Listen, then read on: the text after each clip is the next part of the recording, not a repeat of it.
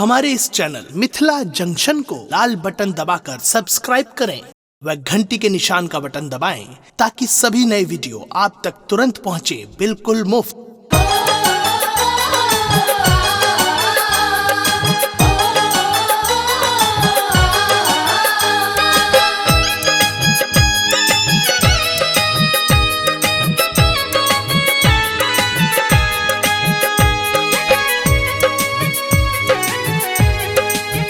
अपने सुन रही थी गंगा कैसेट की प्रस्तुति।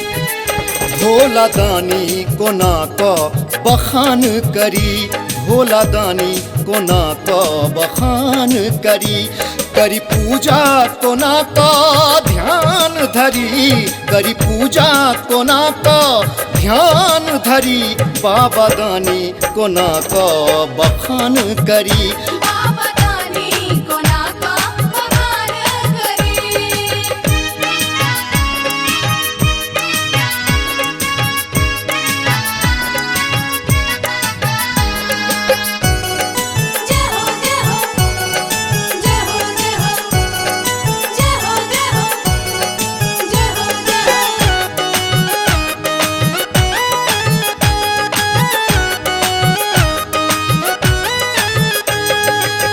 साँझ भोरे अहीं के जपै छी, कहिया करबै कृपा ई पूछै छी।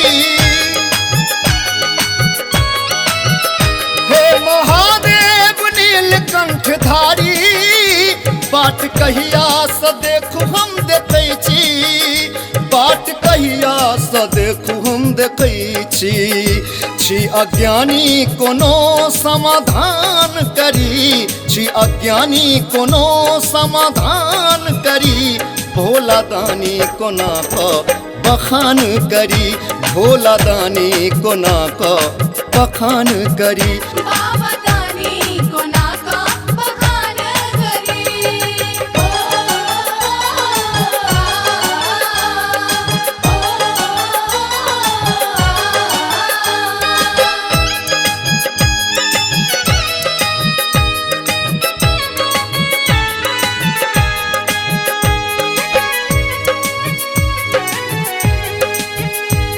अपने सुन रही थी गंगा कैसेट की प्रस्तुति। अचके ओन जग में सहारा, बाबा मुश्किल छै हमर गुजारा।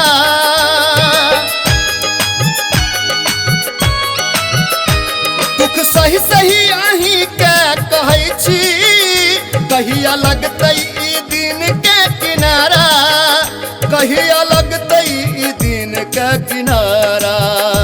कहू कोना कहम बिहान करी, कहू कोना कहम बिहान करी, बाबा दानी कोना क बखान करी, भोला दानी कोना क बखान करी।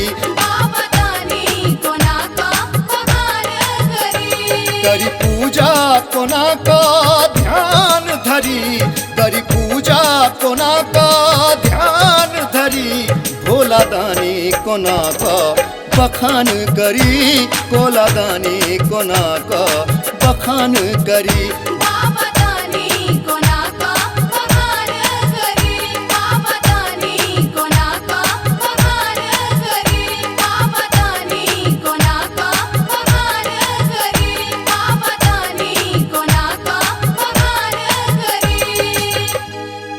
हमारे इस चैनल मिथिला जंक्शन को लाल बटन दबाकर सब्सक्राइब करें व घंटी के निशान का बटन दबाएं ताकि सभी नए वीडियो आप तक तुरंत पहुंचे बिल्कुल मुफ्त।